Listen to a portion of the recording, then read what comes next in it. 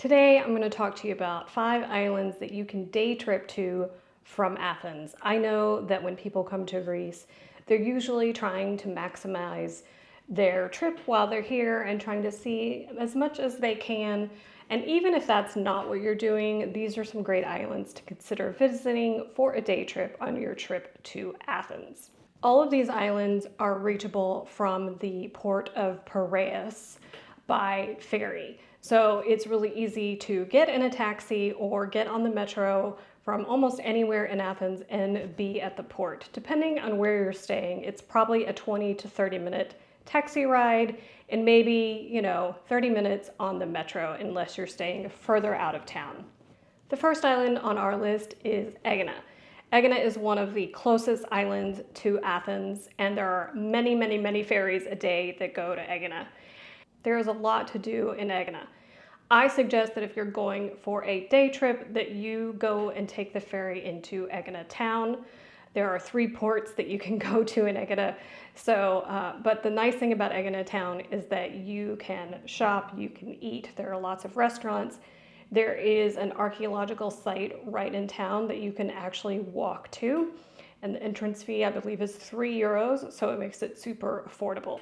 And there's a small beach in town that you could go to. It's very, very tiny though. The good thing though is from this place you can get a taxi, and in the summer you could get a bus to some of the other sites. One of those is the Temple of Aphaia. It is a temple that sits at the top of the island and is in stunning condition and offers some amazing views as well. There are 2 other ports. One is Suvala. It's a small fishing village on the northern side of the island. There isn't tons to do here, but if you kind of just want to get a feel for what a Greek village is like, it's a good place to go. There are several great restaurants. There are 2 small beaches that are okay. They're not great, but it's a nice option if you just want to get away for a couple of hours and swim and have a nice lunch. The third port is Agia Marina, which is on the other side of the island. And this is basically a place just to go for the beach. There are obviously a few tavernas and a few tourist shops, but there really isn't much there. There's just a really nice beach on that side of town.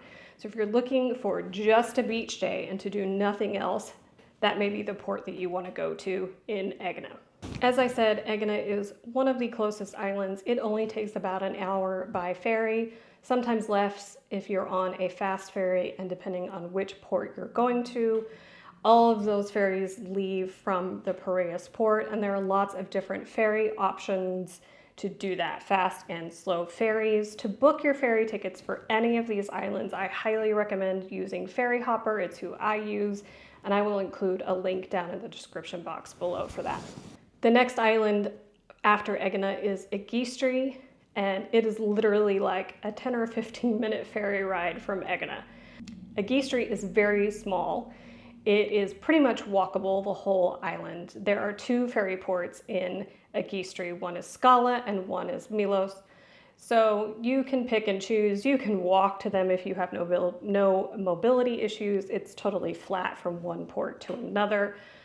Scala is where most of the hotels are and is where the really nice beach is.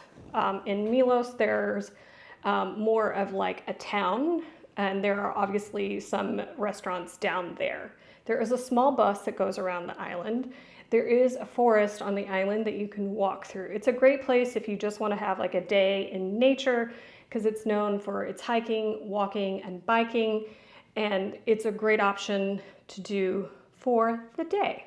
Both fast and slow ferries go to Agistri, so you just need to look and see what your options are, and just keep in mind that there are 2 ports, so you need to look at that when you're booking, just in case you have something you want to do on one side or the other and you don't necessarily want to walk.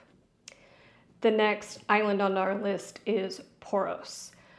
Poros is actually one of the few islands on this list that you could also take the bus to, and that is because there is a bus to the town across from the island called Galatas, and you can take the bus, and then there are water taxis, or there's a larger car ferry that will take you back and forth. So Poros is a great option if you're not a huge fan of ferries. Maybe you get seasick, or you just not a fan of being on water, this is a good option. And Poros is very pretty. There are lots of shops and restaurants to eat at in the town. And it's just nice to walk around and look at the architecture. Some of the buildings there are really interesting looking. There's also a lighthouse that you can walk up to. There are lots of hiking trails.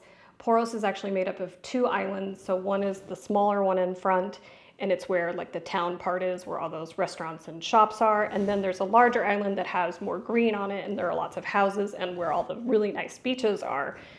So there is a small bus that goes around the city part. And then if you wanted to go to one of the beaches, you could either hire a bike or you could take a taxi to one of the beaches. The taxis are not very expensive, and the taxis that you can pick up in town, if you pick it up at the taxi stand, there's actually a price list. So you can kind of figure out how much it's going to be. They're not super expensive though. I really like Poros because there's a lot of like ships and things and boats going by, so you can sit there and watch that all day if that's your thing, like it's my thing. I have videos on all of these islands, and I will link those down in the description box in case one of these sparks your interest and you want to see what it's like. The next island on our list is Hydra. Hydra is a very small island, and what's really unique about Hydra is there are no cars allowed on the island. You may see a few like emergency vehicles or city vehicles, but no commercial or personal vehicles are allowed on the island. There are no roads really. So everybody walks everywhere, and if you're there and you're staying and you have suitcases, donkeys will take your suitcases to your hotel. The port itself is very historic. It's the site of some naval battles in Greece, and there's also a naval academy. It's a really unique looking port as well as far as Greece.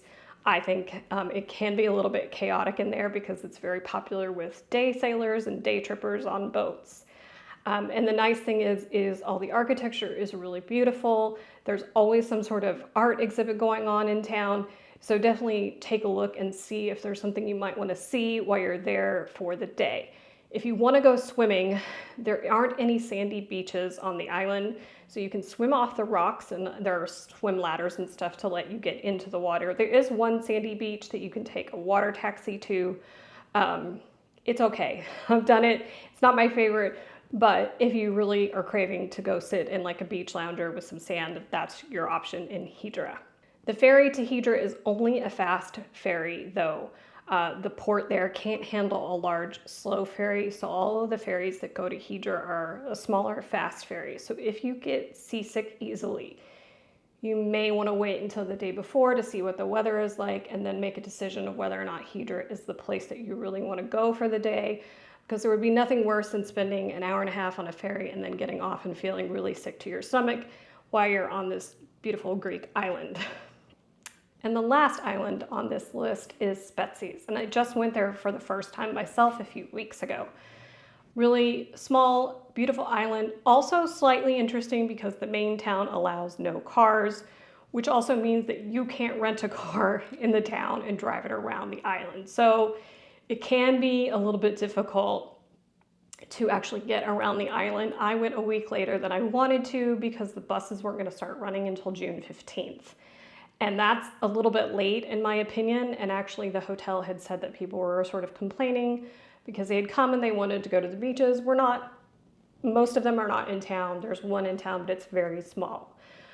So just keep that in mind to look up the bus schedule before you do this if the beach is the thing that you want to do. And I will say the other thing is that the beaches are all pebble beaches. I will say that the beach that I went to, the Pebble Beach, was really beautiful, very clean, clear water, and the sunbeds were affordable. Unlike some places, it's just gotten crazy with how expensive they are. So I felt that was really nice.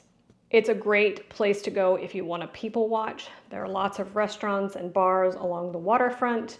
It does get a little quiet during the siesta time, so hopefully you've gone to the beach for a little while or maybe done the 2 museums that are in town, and then you've maybe waited to have an early dinner and then catch that last ferry back to Athens for the day.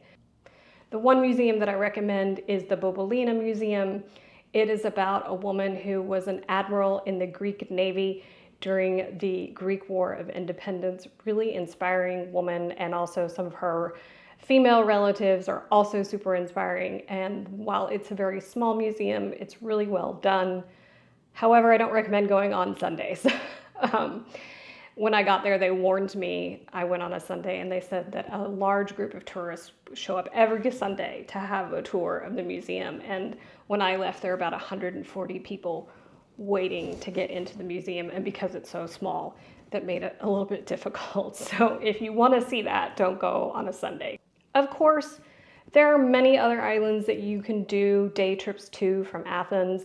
These are just the ones that are within 2.5 hour or less ferry ride, making it a little bit more feasible to do, and it's easy to get to the Piraeus port. Some of the other islands that you can do a day trip to. You have to go to one of the ferry ports that's further, or one of the ferry ports that's not easily accessible by public transportation. So these are my recommendations for a day trip from Athens while you're here on your vacation to an island. If you don't want to go to an island, coming up on the screen now are 5-day trips that you can take to Athens that are not islands. I hope you guys enjoyed this and you found a place that you want to go visit. Thanks so much for watching, and I'll see you in the next video.